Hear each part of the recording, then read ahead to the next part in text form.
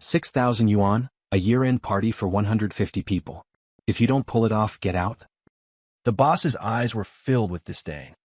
I clenched my fists, turned around, and dialed my second uncle back in my hometown.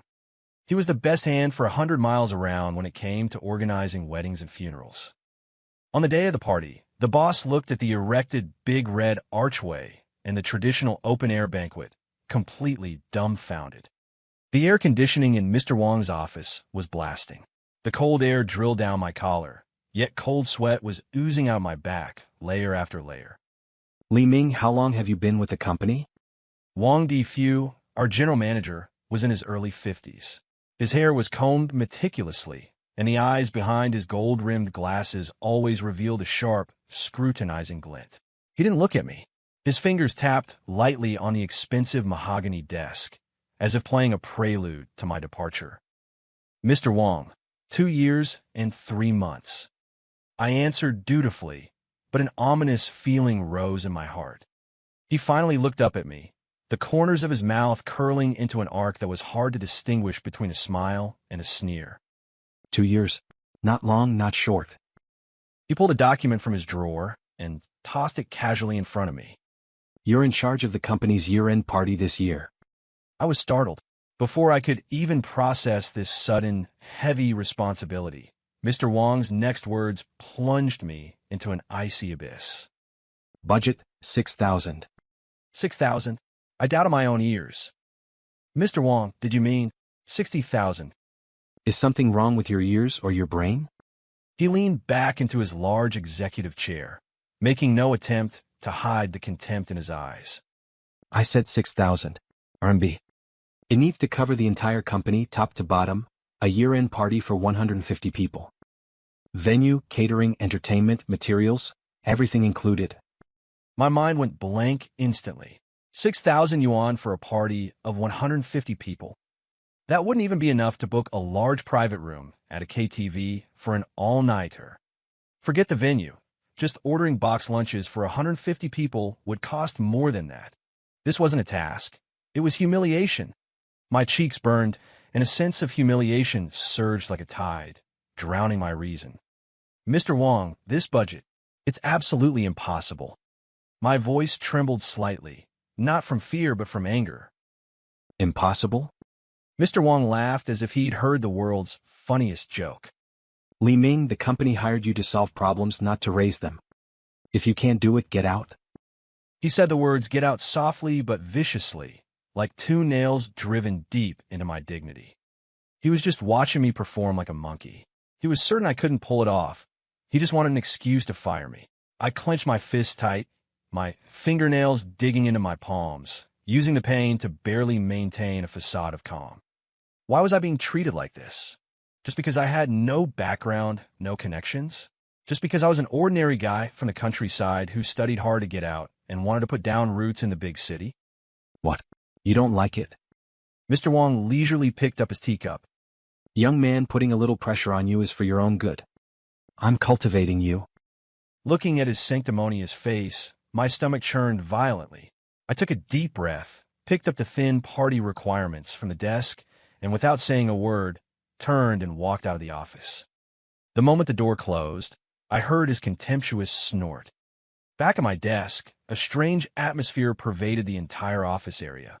No one spoke, but countless gazes fixed on me like searchlights, some with sympathy, some with pity, but most with schadenfreude. Li Ming, you're dead meat this time. My colleague, Lil Zhang, passed behind me. His voice was hushed, but I clearly heard the excitement of someone waiting for a show. I ignored him and slumped into my chair, my mind a tangled mess. I turned on my phone and started searching frantically. Venue rentals, group catering, event planning. Every price quote that popped up seemed to be ruthlessly mocking that pitiful 6,000 yuan budget. The light from the screen reflected on my face, yet all I saw was gloom. A message from my mother popped up on the screen. Xiao Ming, I received the money. Don't work too hard out there on your own. Take care of your health. Below, it was an electronic receipt for her hospitalization fees. There was also a mortgage payment reminder from the bank. What would losing this job mean? It meant my mother's medicine might be cut off. It meant I'd be sleeping on the streets next month. Despair was like an airtight net, trapping me tight. I buried my head in my arms, feeling like a trapped beast forced to the edge of a cliff. One step back meant an endless abyss. Just then, my phone rang abruptly. The caller ID read Second Uncle. A loud boom exploded in my mind, like a bolt of lightning cleaving through the heavy darkness. Second Uncle. How could I have forgotten him? My all-powerful second uncle, the one who handled weddings and funerals for 100 miles around our hometown. A trace of crazy, desperate hope suddenly ignited in my heart. I pressed the call button with a trembling hand. Hello? Xiao Ming? What's up? From the other end of the line came the loud, familiar voice of my second uncle, Li Jianguo. Second uncle. I opened my mouth, but 1,000 thoughts clogged my throat, and for a moment, I didn't know where to begin. You don't sound right. What happened? Tell Second Uncle. Even if the sky falls, I'll hold it up for you.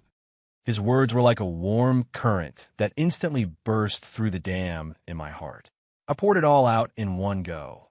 Manager Wang's unreasonable demands, the 6,000 yuan budget, and the annual meeting for 150 people. There was silence on the other end for a few seconds. My heart tightened. Was even Second Uncle helpless?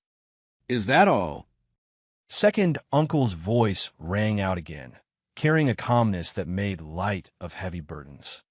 Feeding 150 mouths with 6,000 yuan. It's tight, sure, but not impossible. I was stunned. Second Uncle, it's not just about eating. We need a venue, performances. I know. City folks call it an annual meeting. Back in our village, we call it holding a banquet for guests. It's the same principle. Second Uncle chuckled on the other end. It's not hard, just you wait. With that, he hung up. I clutched my phone, my heart pounding with uncertainty. Was Second Uncle really coming? Could he pull it off? This was a modern corporate annual meeting, not a village banquet. Early the next morning, while I was still tossing and turning over the matter, the company receptionist called. Li Ming, there's a gentleman downstairs looking for you. He says he's your second uncle.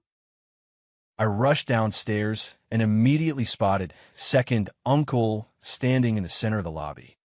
He was wearing a worn dark blue jacket, a pair of khaki trousers washed to a pale fade, and black cloth shoes with specks of mud on them. In his hand, he carried a bulging old canvas bag, clutching the strap tightly. A thick rustic aura, utterly out of place in this gleaming office building, washed over me. Second Uncle. I walked over quickly. Xiao Ming. Seeing me, Second Uncle smiled honestly. Your company is quite impressive. As I led Second Uncle inside, he looked around curiously, seeing the smooth marble walls. He even reached out and touched them gingerly, as if confirming they were real. As we walked through the open-plan office area, all my colleagues' gazes stuck to us like magnets. In those eyes, there was doubt and confusion, but mostly there was naked mockery. I could sense their subtext. Look, Li Ming is at his wit's end. He actually brought in a savior from the countryside. My face burned intensely. I wished I could find a hole in the ground to crawl into. Just then, we ran right into Manager Wang. He was coming out of the conference room, accompanying several middle-aged men who looked like clients. Seeing me and Second Uncle, he paused for a moment. Then, the look of contempt behind his gold-rimmed glasses deepened. He stopped, looking Second Uncle up and down as if viewing an alien creature. Li Ming. He spoke in a snide tone, his voice neither loud nor soft, but just enough for everyone around to hear. Who is this? Manager Wang, this is my Second Uncle. I braced myself and introduced him. Oh. Manager Wang dragged out the syllable, the sarcasm practically spilling over. So this is the expert you invited to organize the annual meeting? What, are you planning to turn the annual meeting into a village banquet or a funeral? A few stifled snickers arose from the surroundings.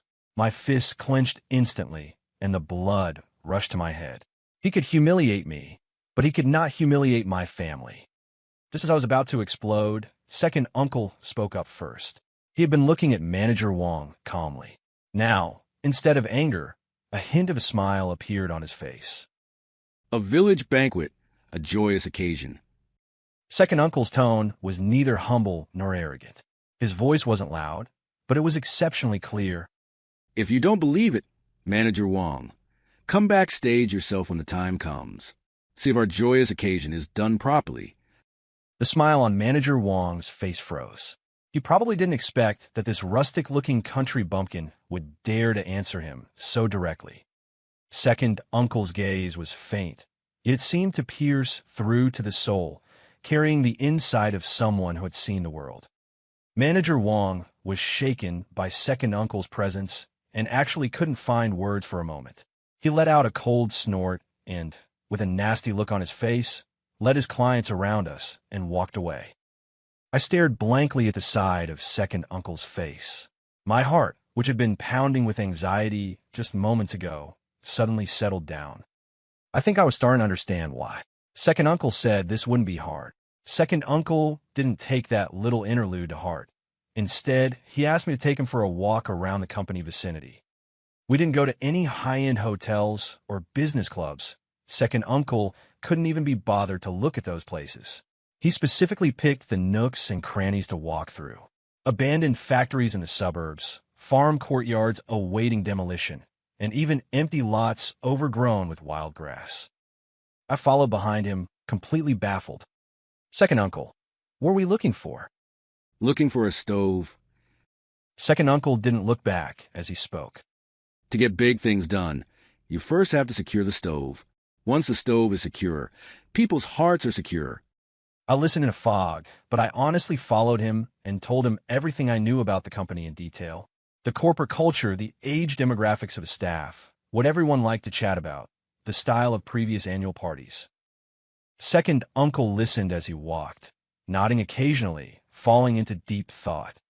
The sun was setting, gilding the cold city with a layer of warm light. Looking at second uncle's slightly hunched back, a strange sense of anticipation suddenly rose within me. Maybe, for this seemingly impossible annual party, a miracle really would happen. That night, in my small rental apartment, second uncle took out his combat gear. No laptop, no PPT, just a few large sheets of white paper, a red pencil, and a blue pencil. He spread the paper on the table, unfolded the legs of his reading glasses, and started sketching. I leaned over to look and almost popped my eyes out. That wasn't an annual party plan. It was clearly a layout for a village temple fair. Venue: abandoned brick factory in the suburbs. Pros: large space, cheap rent, no worries about disturbing residents. Stage: open-air setup, red cloth background, surrounded by streamers and balloons. Catering: Laya Shuixi, traditional flowing banquet. Main courses: stews in big cauldrons, iron pot goose, freshly slaughtered pigs, and sheep. Staples: unlimited handmade steam buns and corn cakes. Program: voluntary staff performances plus folk artist support, Swana Band, local opera.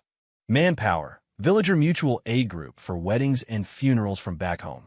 I looked at the lines of handwritten text, filled with rustic flavor, and my scalp tingled. Big red arches. A village banquet. A Swana Band. If I took this to the company, let alone Boss Wong, any random colleague would laugh me to death. This wasn't a company annual party. This was simply a live-action version of country love. Second uncle, this won't work. It's too hillbilly. I rubbed my hands together in anxiety. Our company is full of young people. We care about style, about taste. If we do this, I'm definitely losing my job. Second uncle put down his pen and looked up at me, his eyes calm. Xiao Ming, when hosting a celebration, what is the most important thing? Is it bien presentable? I tentatively answered. Second uncle shook his head. It's the atmosphere, the liveliness, the human touch. He patted my shoulder. Your boss gave you 6,000 yuan. He clearly doesn't want you to make it look presentable. He wants to see you become a joke, want to see you hit a dead end. If we still try to imitate those high-end parties, that is truly the road to ruin. He pointed at the big pot stew on the diagram, his eyes gleaming. This is called taking the unorthodox path, winning through simplicity. City people are used to delicate hotel dishes. If you let them eat a steaming, authentic meal from a big iron pot, they might not say it, but they'll remember it better than anything. Trust second uncle. I guarantee those people in your company will have an annual party they'll never forget. I looked at second uncle's certain gaze, a war raging in my mind. On one side were the disdainful looks of the elites and Boss Wong's mean face. On the other was second uncle's rustic plan, ridiculous sounding, yet seemingly containing some strange logic. Giving up meant getting fired right now. Betting on this might lead to a worse death, but it might also be the only way out. I gritted my teeth and decided to go all in. Second uncle, I'll listen to you. The next day, I pulled an all-nighter. Using my amateur skills, I packaged second uncle's handwritten plan into a PPT. I tried my best to use high-sounding vocabulary, calling the abandoned brick factory a post-industrial retro venue, the village banquet an immersive rustic dining experience, and the Swana Band a faux performance of intangible cultural heritage. When I stood in the conference room, facing Boss Wong and a group of executives playing that PPT, my palms were entirely covered in sweat. The conference room was terribly quiet, save for the sound of my stammering explanation. When I reached the part about the venue layout and a rendering of a big red archway, which I cobbled together using photo editing software, appeared on the PowerPoint, the audience finally reacted. A ripple of stifled snickering broke out. Mr. Wong's expression went beyond livid. His face was practically the color of soot. Li Ming. Finally losing his patience, he slammed the table and stood up. Pointing at the red archway on the screen, his voice trembling, he shouted, Are you trying to turn our company's annual party into a village market fair? Or are you throwing yourself an early farewell party? The room erupted in laughter. The executives and department managers were doubled over with laughter, their eyes filled with disdain and mockery as they looked at me. My face felt like it had been slapped hard, burning with stinging pain. I fought to withstand the pressure and straighten my back. Mr. Wong, that is exactly where the innovation of this proposal lies. I met his gaze and spoke every word clearly. With such an extremely limited budget, we have no choice but to break with convention. I believe that this kind of down-to-earth, distinctive annual party experience will actually leave a deep impression and let everyone feel a different kind of care from the company. Care? Mr. Wong sneered. All I see is a humiliating spectacle. He sat back down, scanning the room of snickering people, seemingly enjoying the thrill of my public execution. The conference room fell into a deathly silence. Everyone was waiting for Mr. Wong to pronounce my sentence. After a full half-minute, Mr. Wong spoke again, his eyes filled with amusement and cruelty. Good. Very good. He nodded. I approve it. I want to see just how you, Li Ming, are going to die this time. This approval felt more like a death warrant, but inside, I breathed a sigh of relief. At least I had secured the opportunity to execute the plan. The moment I walked out of the conference room, I felt that my back was completely soaked with sweat. But I knew that this war had only just begun. The proposal was approved, but Mr. Wong's approval was more like setting me up for a fall. I became the laughingstock of the entire company, and every step of the execution felt like walking on the blade of a knife. The first challenge was the venue. Following second uncle's instructions, I specifically looked for abandoned factory buildings in the suburbs. But as soon as the landlord heard I was organizing a company annual party with a budget of only $6,000, they shook their heads like rattle drums. Young man, are you joking? $6,000 isn't even enough to rent it as a warehouse. Company annual party? You aren't running some pyramid scheme, are you? After hitting a wall 7 or 8 times in a row, I was disheartened and felt like a scammer. Just when I was on the brink of despair, second uncle called. Xiao Ming, don't worry about the venue anymore. I asked around and found a place. Second uncle's voice was as steady as ever. It turned out he had brought his network of connections from our hometown with him when he came. He had contacted a distant relative who had left home years ago to make a living. The man happened to have an old brickyard in the suburbs that had been sitting idle for a long time. The moment he heard it was my second uncle asking, he didn't hesitate to rent it to us for a price that was practically a giveaway. With the venue settled, the bigger challenge was renovation and decoration. I asked several online renovation teams for quotes, but as soon as they heard my requirements and budget, they blocked me immediately. Brother, We run a renovation business, not a charity. I was frantic with worry, but second uncle remained unhurried and made another call back to our hometown. Hello, Juicy. Those brothers on your sister-in-law's side, they haven't lost their touch, have they? Right? There's work. In the city, a big job.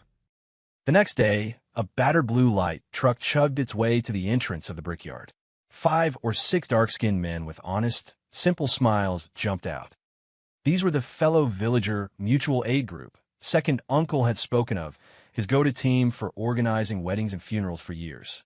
There were carpenters, electricians, and painters. Every one of them was a skilled craftsman with unique talents. They didn't wear uniforms and brought their own tools, hammers, saws, ink markers. The gear looked rustic, but the moment they started working, their efficiency and professionalism were immediately apparent. Although their style had a rough, informal quality to it, their efficiency was astonishing. In just one day, the weeds were cleared, the damaged walls were patched, and the frame for the stage was set up. The external difficulties had been resolved by second uncle, but the resistance inside the company made it nearly impossible for me to move forward. Preparing for the annual party required cooperation from various departments, especially the administration department. But the manager there was a snob. She had long since realized that Mr. Wong was out to get me, so she completely ignored my applications and requests. Li Ming, I don't have the warehouse key here, go ask someone else. Procurement for party materials? Sorry, the paperwork hasn't gone through yet. You'll have to wait. I went to Manager Wong time and again, hoping he would step in and coordinate things. Every time, Manager Wong adopted an attitude of aloof indifference. This is your assignment. If there are problems, solve them yourself. Don't come running to me for every little thing. I don't have the time. He made it clear he was going to stand idly by and watch me fail. I was shaking with rage, yet there was nothing I could do. That night, I sat alone in the empty workshop, staring at the half-finished stage, feeling a chill run through my heart. Second uncle walked over, carrying 2 bottles of beer and a bag of peanuts. He saw right through my predicament. Xiao Ming, don't fret. It's easier to deal with the king of hell than his petty demons. To handle people like this, you have to use the methods meant for petty demons. The next day, second uncle managed to procure a live sheep from somewhere. Right there in the clearing outside the workshop, he set up a large cauldron and stewed a pot of fragrant mutton soup. He told me to invite the folks from the administration department over. Those admin staff, usually so stuck up, were initially reluctant. But the moment they caught a whiff of that overpowering aroma, they couldn't move a muscle to leave. Second uncle and the villagers from the mutual aid group greeted them warmly, ladling out brimming bowls of mutton for them, paired with steaming hot white buns. They had never eaten such authentic, hearty farmhouse food before.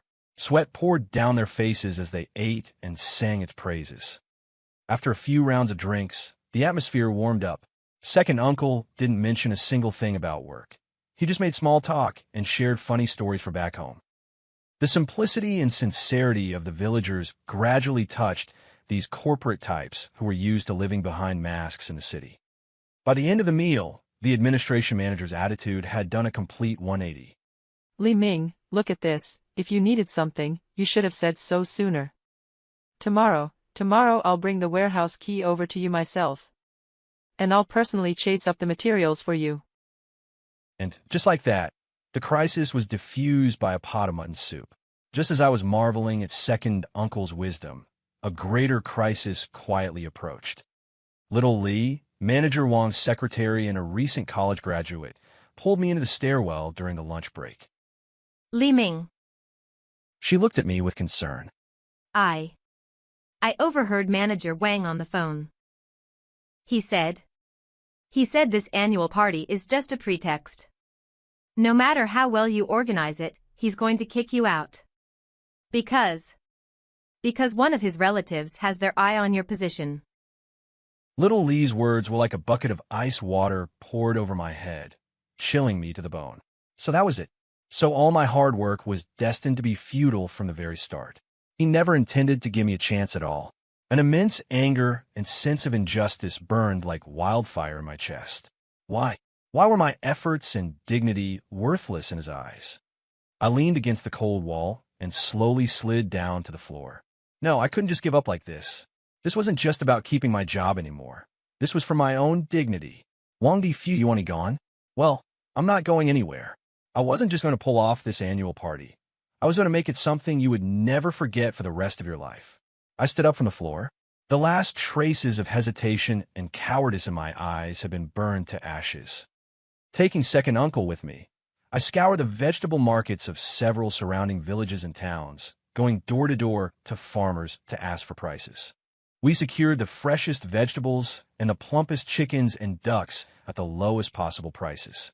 Watching the trucks haul back load after load of ingredients, the fire in my heart burned ever hotter. Under the skillful hands of second uncle and the mutual aid group, the party venue changed day by day. At the workshop entrance, a gigantic red inflatable arch rose from the ground, emblazoned with gold lettering, warmly celebrating the complete success of XX Company's 20XX annual gala. Flanking the arch, 2 rows of brightly colored flags fluttered in the wind, stretching from the entrance all the way inside the workshop. Inside the workshop, a simple open-air stage had been set up. The backdrop was a large piece of red cloth. Though crude, it looked exceptionally festive. Everything was permeated with an intense, unadulterated, rustic flavor. Every day I looked at this masterpiece, my heart pounded like a drum. That afternoon, the unexpected happened. Manager Wang actually brought several important clients to inspect a new plot of land near our factory complex. Their motorcade happened to pass right by our annual party venue. I was in the middle of directing the villagers to hang lanterns when I saw Manager Wang's car stop in the distance. He rolled down his window and stared in disbelief at the blazing red temple fair scene before him. His complexion changed at a speed visible to the naked eye, going from astonishment to an iron-green pallor before finally turning pitch black. The clients also stuck their heads out, wearing smiles of curiosity and amusement. Manager Wang, is your company celebrating some sort of happy occasion? One client teased. President Wang's cheek twitched. He said nothing. He simply took out his phone, aimed it at the big red archway and the colorful flags, and with a click, snapped a photo. Then, he abruptly rolled up his window, and the convoy sped away, leaving a trail of dust behind. A few minutes later, my phone pinged. The internal company work group had exploded. President Wang had posted the photo he took to the group. He didn't name anyone, but he added a single, loaded caption. Can anyone tell me what kind of grand event our company is hosting here? The group went dead silent for 3 seconds. Then, a tide of sarcastic comments and memes came flooding in. Xiao Zhang was the first to pipe up. Wow, is this our company's annual gala? I thought a farmer's market was opening. Marketing manager Wang Li, who was also President Wang's niece, immediately followed up. This aesthetic is truly something else. Li Ming, are you planning to take the whole company on a trip down memory lane to the hard times of the 80s? At Li Ming. Ha ha ha, that big red arch is visually striking. Even my mom's village temple fair isn't this lively. Li Ming has really let himself go this time. Message after message, mocking meme after mocking meme. They were like sharp knives stabbing into my heart. I had become the laughingstock of the entire company, a certified idiot. The phone vibrated incessantly in my hand, and I felt as if I were about to drown in these malicious comments. The pressure came crashing down like a landslide. I was on the verge of a breakdown. Stop looking at it. I hadn't noticed when my second uncle had walked up to me. He took my phone away. He looked calmly at the chat history in the group, his face devoid of expression. Then, he pulled me to the center of the venue and pointed at the big red arch and colorful flags that everyone was mocking. Xiao Ming, look, this is called festive. This is called flourishing. Second uncle's voice was steady. The company is holding a gala. Aren't we looking for good omens? What we want is this liveliness, this spirited energy. He turned his head to look at the fellow villagers who were busy working. Others laugh because they don't understand. They don't understand that the simplest things are the most powerful. Having said his piece, second uncle paid no more mind to the noise in the group chat. He personally got to work, leading a few dexterous Annies from the mutual aid group to scavenge a pile of colorful cloth strips and discarded plastic bottles and cans. I watched helplessly as they took these items that looked like trash and, on that crude stage, fashioned a decoration that was kaleidoscopic and filled with a quaint, rustic artistic flair. They even cut countless large double happiness and fortune characters out of red paper and pasted them all over the factory walls. Second Uncle even went out his way to find a large wooden board and wrote 8 vigorous, powerful characters on it in red paint. Journeying together to mountains and seas, filling our home with love. Looking at those 8 characters, my heart suddenly stirred. Was it tacky? Indeed, it was tacky. But for some reason, seeing the dedication and intensity of Second Uncle and the villagers, the stifling grievance and anger in my heart actually began to subside. I started to think seriously about how to turn tacky into trendy. I picked up my phone, channeling Second Uncle's mindset, and sent my response into the company group, which was already in an uproar. I offered no defense, nor did I show anger. I simply replied calmly to President Wang's photo. Thank you, President Wang and colleagues, for your interest in the gala's progress. This is exactly the new countryside, new vibe retro theme we have specially planned for this year.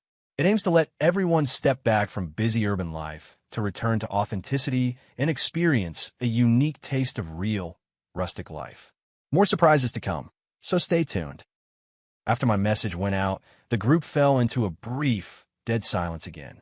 A few seconds later, Wang Li jumped out again. Hee hee, new countryside, new vibe. Li Ming, you can really spin a yarn. I think it's more like new grave mound, new vibe.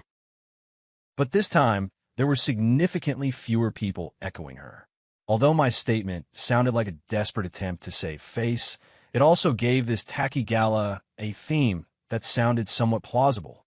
Some colleagues who had originally just been watching the drama began to feel a twinge of curiosity. I looked at my phone screen and exhaled a long sigh of relief. This was the first counterattack I had launched against this crisis of public opinion. It was faint, but ultimately I had not fallen. The wave of public opinion subsided temporarily, but the preparation for the gala faced a new challenge: performances. A gala without performances is like a dish without salt, bland and flavorless. I sent out a call for performances in the internal company group. The responders were few and far between. Most people were in a wait-and-see mode, where they simply used busy with work to brush me off. A few young employees who usually enjoyed singing and dancing and loved being in the limelight went out of their way to check out the venue. Upon seeing the crude, open-air stage and the second-hand sound system Second Uncle had scavenged, they curled their lips in disdain. You've got to be kidding, Li Ming. Perform on this? There isn't even a spotlight, and the speakers are crackling with static. It's so tacky. Exactly. Performing in a place like this. I'd be too embarrassed to even post it on my moments.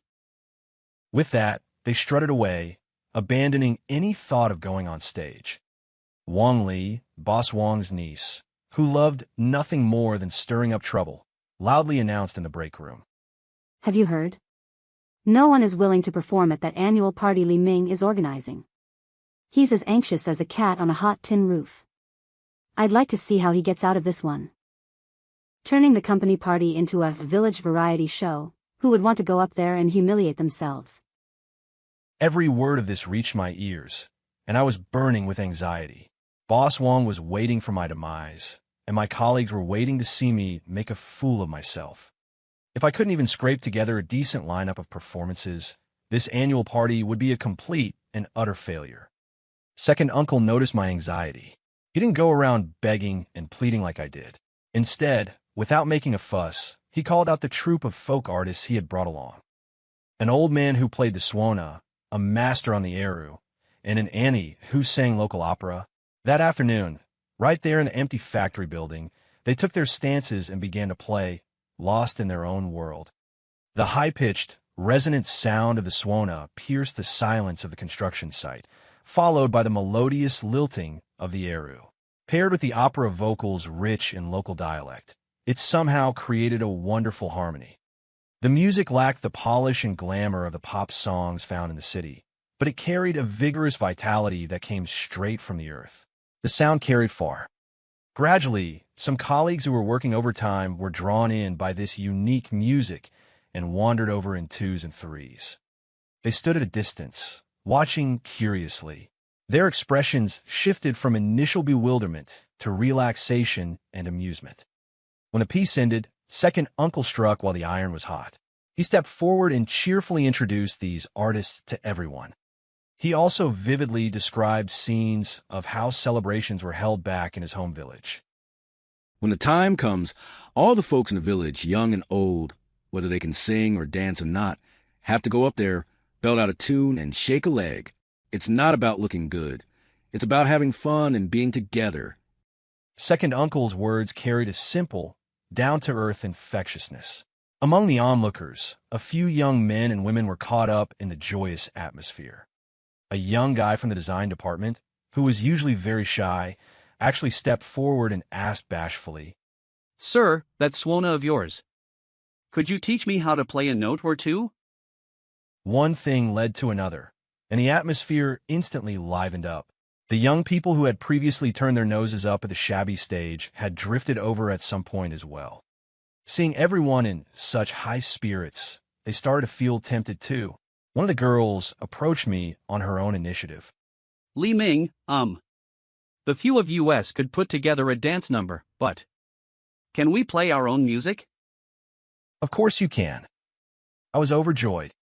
Second Uncle also mobilized the ladies from the mutual aid group, who were good at singing and dancing, asking them to prepare their best square dance routine.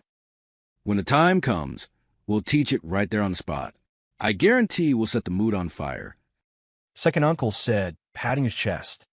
Just like that, the problem of the performances was miraculously solved. But a new worry surged up. The stage effects, the lighting, the sound system. These fundamental flaws still weighed on my heart like a giant boulder. I tossed and turned over this, unable to sleep all night. I didn't know that a bigger storm was quietly waiting for me on the eve of the annual party. The eve of the annual party. The entire brickyard was brightly lit and bustling with activity. Second Uncle was leading the folks from the mutual aid group in the final setup and inspections. Big red lanterns were hung one by one, and colored ribbons fluttered in the evening breeze. Dozens of round tables covered in red cloth were arranged neatly in the center of the factory floor, creating a festive sea of red. Over in the kitchen area, large woks were set up, the firewood was burning roaringly, and the aroma of stewed meat permeated the air, making mouths water. A few colleagues who had volunteered to help and I were exhausted, but looking at the lively scene before us, our hearts were filled with anticipation and a strange sense of accomplishment. All right, everyone take a break. We got a lot to do tomorrow. Second Uncle clapped his hands, signaling that everyone could call it a night. Just as we were preparing to leave, an accident happened. With a loud snap, the entire factory, along with the courtyard outside, instantly plunged into a deathly silent darkness. The power was out. What happened? Did a fuse blow? A commotion broke out in the darkness. My heart skipped a beat, and I immediately rushed to the circuit breaker box. The breakers were fine. I immediately called the property management responsible for the area, but their reply sent a chill through me. Power outage? Not at all. Everything is normal on our end, and there are no scheduled repairs. It wasn't a grid failure. Second Uncle turned on a flashlight, and together we checked the temporary wiring we had strung up. Soon, he stopped at a main power connection point in the corner of the courtyard. He shone the light on the connection, his expression grim. I leaned in to look, and a chill shot up from the soles of my feet to the top of my head. The main power cable had been cut clean through with pliers. The cut was fresh and neat. This was sabotage. My head buzzed. The first thought that flashed through my mind was Mr. Wong and his niece, Wong Li. It was them. It had to be them. They saw the annual meeting coming together, saw that my plans hadn't collapsed as they expected, so they resorted to this most despicable, underhanded tactic. Despair, utter, absolute despair, washed over me instantly like freezing seawater. The annual meeting was tomorrow. Without electricity, the stage lights, sound equipment, kitchen appliances, everything was just scrap metal.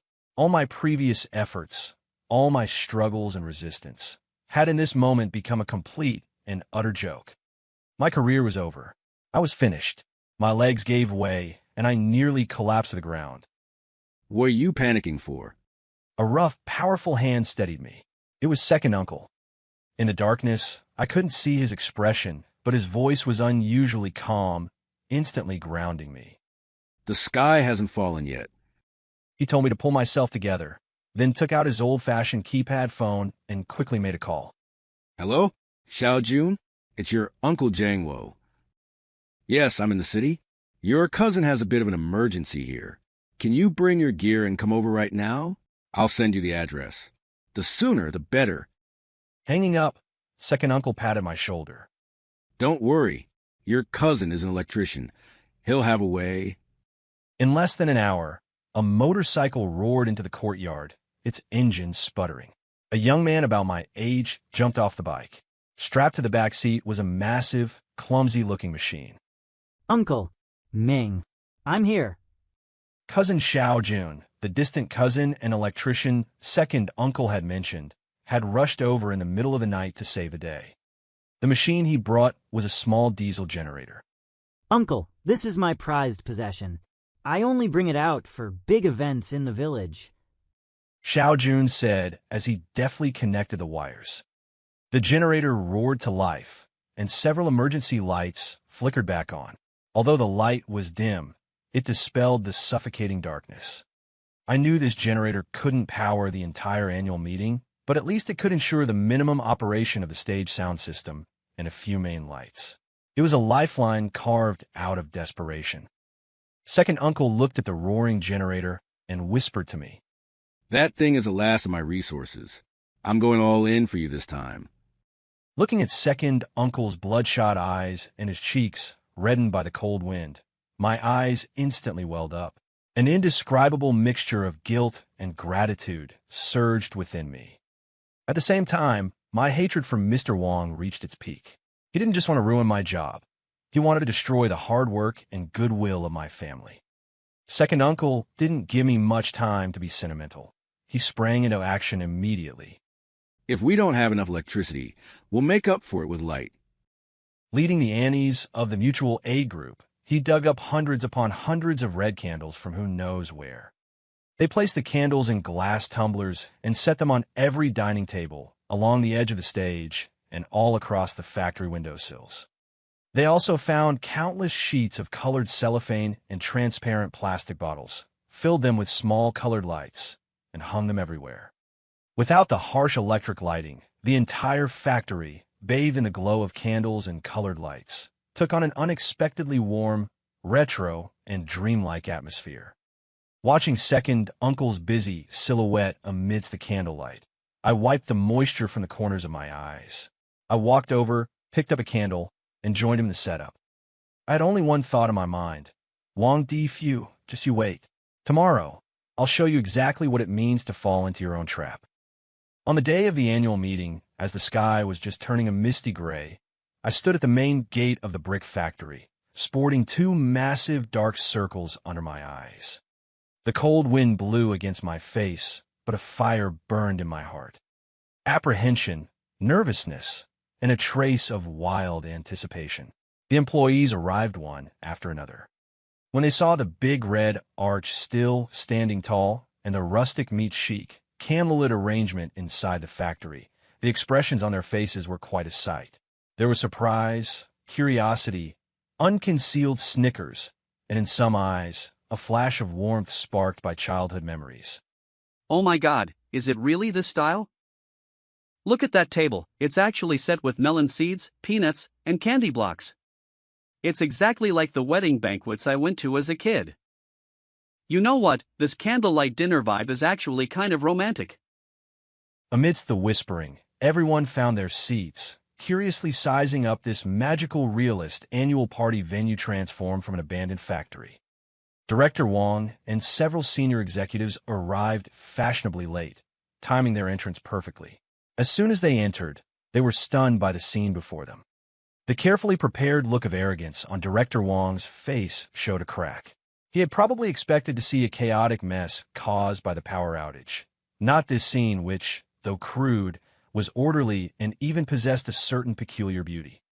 He scanned the room, a cold smile hanging on the corner of his mouth, and walked up to me. He lowered his voice and said at a volume only the two of us could hear. Li Ming, you're really something. Even without electricity, you could come up with a stunt like this. Turning the company annual party into a poverty relief gala for a destitute county, you're very creative. I could smell the suppressed rage in his words. Resisting the urge to punch him, I squeezed out a standard professional smile. Director Wong, you flatter me. This is our carefully crafted, return to authenticity, immersive annual party. I believe it will bring an unforgettable experience to you and all our colleagues. Director Wong was choked up by my words, gave a cold harumph, flicked his sleeve, and walked away to sit at the head table. The annual party officially began. No dazzling light shows, no flashy opening videos. Second uncle, wearing his clean old jacket, walked onto the simple stage surrounded by candlelight. He picked up the microphone. Ahem, distinguished leaders, brothers and sisters, fellas and gals. An opening line in a down-to-earth dialect instantly ignited laughter across the room. Even the executives at the head table, who had been keeping straight faces, couldn't help but laugh. I'm Li Ming's second uncle, and also the manager of this venue today. We don't have all that fancy, empty talk here. Today there's just one goal. Let everyone eat well, drink well, and have fun. I now declare the XX Company 20XX Grand Family Gathering officially open. Let the feast begin. No long-winded speeches from leaders, just straight to the feast. This crisp and efficient style won a full house of cheers. The folks from the mutual aid group, wearing matching red aprons, started serving dishes like a gust of wind. The first dish was the big wok stew cooked by second uncle himself.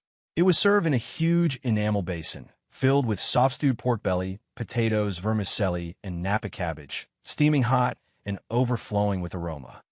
The people at the tables looked at each other, not quite knowing how to start. A bold young guy from the sales department was the first to pick up a mouthful with his chopsticks. His eyes suddenly lit up. Damn! It's delicious. This shout was like a starting gun.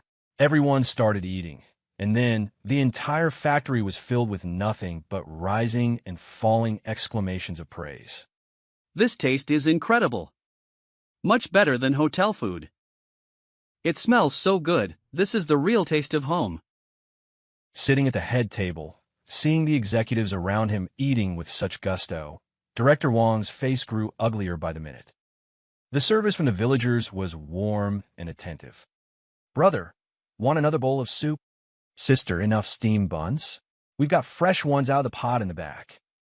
Their heartfelt simplicity and sincerity made all the employees, so used to professional fake smiles, feel a long-lost, unguarded warmth. As the atmosphere improved, the initial awkwardness and disdain were gradually replaced by curiosity and relaxation.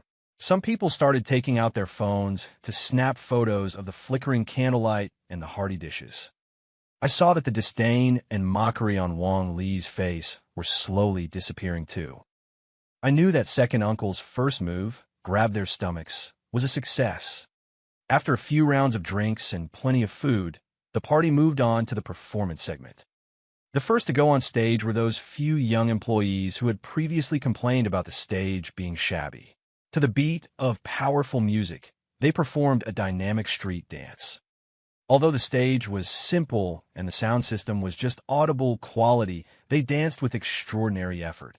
Colleagues offstage waved their arms and cheered loudly for them. Next up were the folk artists invited by second uncle. As the old man with the swana stepped onto the stage, the entire hall fell silent.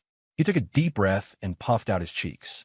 A high-pitched, resonant, and piercing swana melody rang through the entire factory building. It was not a dirge, but an incredibly joyous rendition of Song of the Phoenix, bursting with vitality. Everyone was awestruck. These urban white-collar workers, accustomed to pop music, were experiencing this soul-shaking folk art form live for the first time. CEO Wang sat at the head table. He had been whispering with a senior executive next to him, but as the Swana melody soared to the clouds, he involuntarily stopped talking.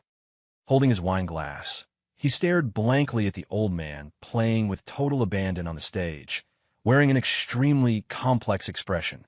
There was shock, confusion, and even a trace of bewilderment. As the song ended, thunderous applause erupted. Immediately after, the mutual aid group, aunties, dressed in bright outfits, walked onto the stage laughing and chatting.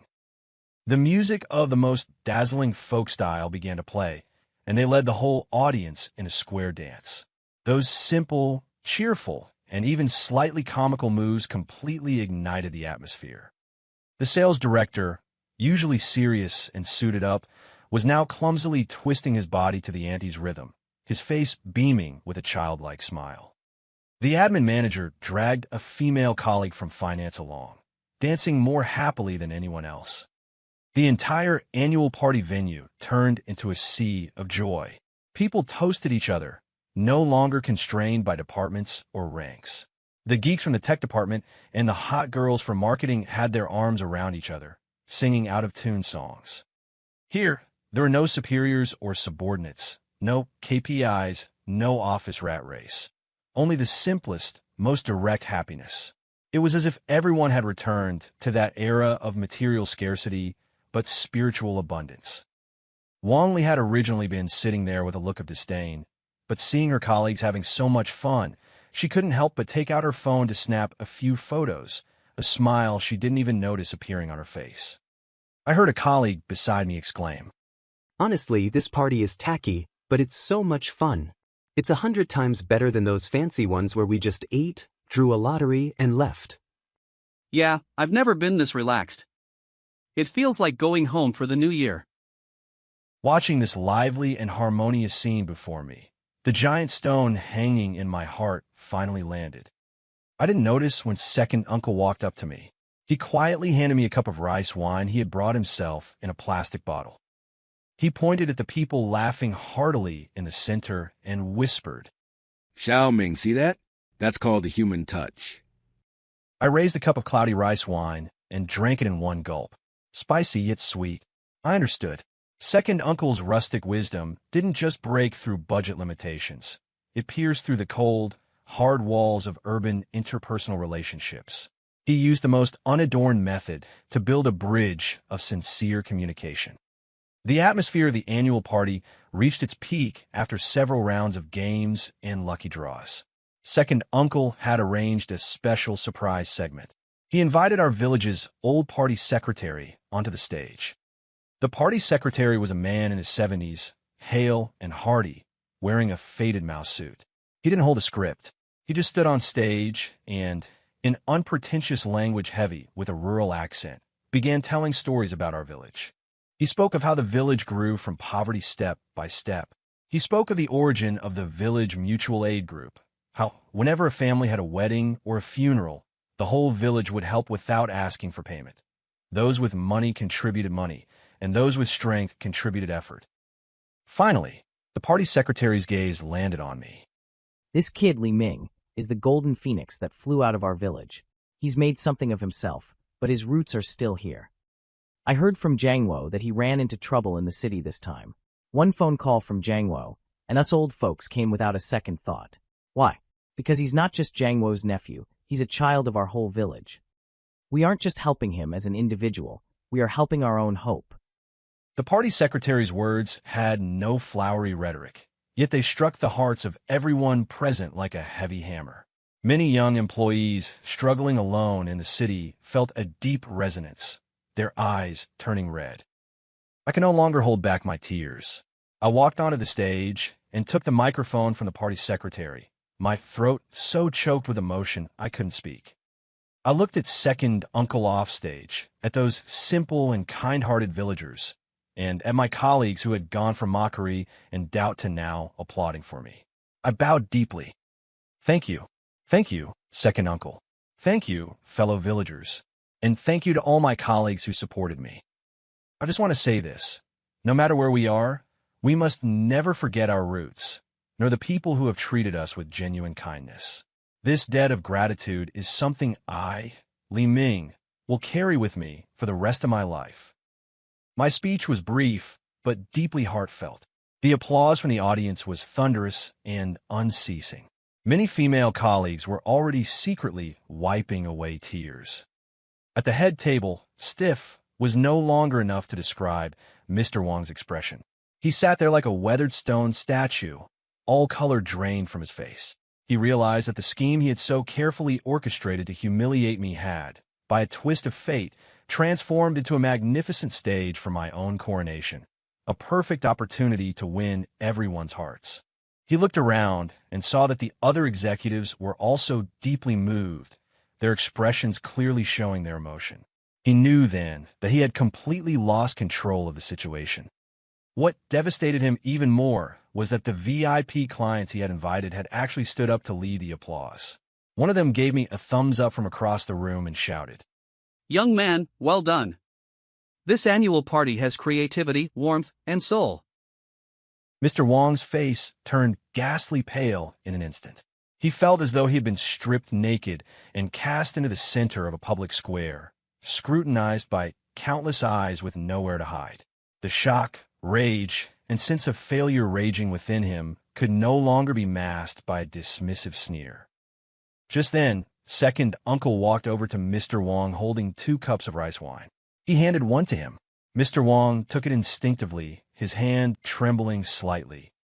With a smile that was both honest and all-knowing, second uncle said softly, "Mr. Wang, what do you think? Not bad for a country celebration, right? Did it manage to give everyone a taste of home?" Mr. Wang gripped the wine cup, his lips quivering, unable to utter a single word. He looked up at me. Behind those gold-rimmed spectacles, the eyes that once held such contempt and mockery were changed. They were now filled with deep shock and a trace of almost imperceptible regret. After the party ended, the employees lingered, unwilling to leave. They crowded around me and second uncle, offering their congratulations. Li Ming, you're amazing. This is absolutely the best annual party I've ever attended. Exactly. Can we do it like this again next year? I'll be the first to sign up to perform. Xiao Zhang, who had previously ridiculed me, squeezed through the crowd. Face flushed, he handed me a glass of wine.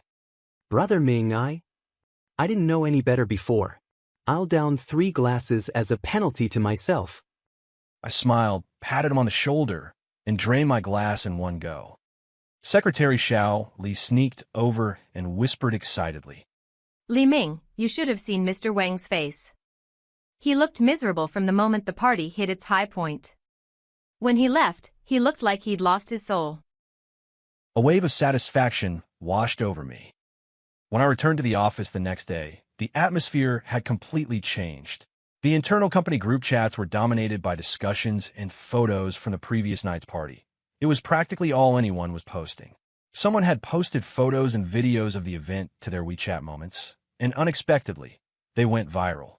Several local news bloggers reposted them with all sorts of headlines. The most down-to-earth annual party in history. Another company goes viral. As I walked through the office, every colleague I met nodded and smiled at me, their eyes filled with respect and goodwill. At 10 o'clock in the morning, my internal line rang. Li Ming, come to my office. Mr. Wang's voice sounded tired and hoarse. I walked into that office, which had once felt so suffocating, but my heart was surprisingly calm. I had prepared for the worst. At most, I'd pack up and leave. But this time, I walked in with my head held high. Mr. Wang sat in his executive chair, looking as if he had aged 10 years overnight. He didn't look at me. He just stared at an ornament on his desk, remaining silent for a long time. Li Ming. He finally began, his tone stripped of its usual arrogance, replaced by a stiff awkwardness. The annual party was very well done. It exceeded my expectations. I was somewhat surprised.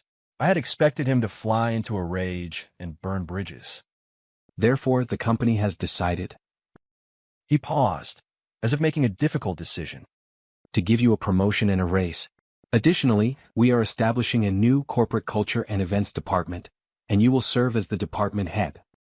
A promotion? A raise? I could hardly believe my ears. And one more thing. Mr. Wong continued. Your second uncle and his team worked hard for this party. The company will issue a bonus as a token of gratitude. Furthermore, I've seen the feedback on social media. That countryside tourism concept your uncle has, it's very interesting. The company is considering establishing a long-term partnership with them to develop that project. Mixed emotions surged through me. There was the joy of victory, the satisfaction of being recognized, and a lingering sigh over the complexity of human nature. I knew Mr. Wong hadn't suddenly grown a conscience. He was weighing the pros and cons. The unexpected success of the annual party and the positive public response had revealed new business opportunities to him. As for me, I had transformed from a pawn he could manipulate at will into someone with exploitable value. I didn't immediately accept with wild ecstasy. I looked at Mr. Wong and calmly stated my terms. Mr. Wong, I appreciate the company's recognition. I can accept the promotion, but I hope that in the future, the company can extend a little more trust and opportunity to its grassroots employees. Additionally, if we are establishing a cultural activities department, I request that my second uncle be retained as the department's honorary advisor. A flicker of surprise flashed through Mr. Wong's eyes. He likely hadn't expected that I would dare to negotiate with him. He stared at me for a few seconds before finally nodding. Agreed. The moment I walked out of that office, I knew Li Ming, was no longer that insignificant employee who could be bullied by anyone. My right to speak was something I had earned back myself, word by word. The news of my promotion, pay raise, and appointment as the head of the newly established Cultural Activities Department hit the company like a bomb, causing a massive sensation. Everyone looked at me in a whole new light. Wong Li looked as if she had swallowed a fly. She complained in the break room about Mr. Wong favoring outsiders, but she no longer dared to say a single nasty word to my face. When she saw me, she even had to politely address me as Manager Li. Second uncle became our company's honorary advisor and folk culture ambassador. His theories of winning through simplicity and the human touch actually began to circulate within the company and were even written into the new corporate culture training manual. Under my leadership, the Cultural Activities Department planned a series of events blending urban trends with rural elements, such as weekend farm picking team building and in-office intangible cultural heritage handicraft workshops. Each event was widely praised and greatly enhanced the company's cohesion.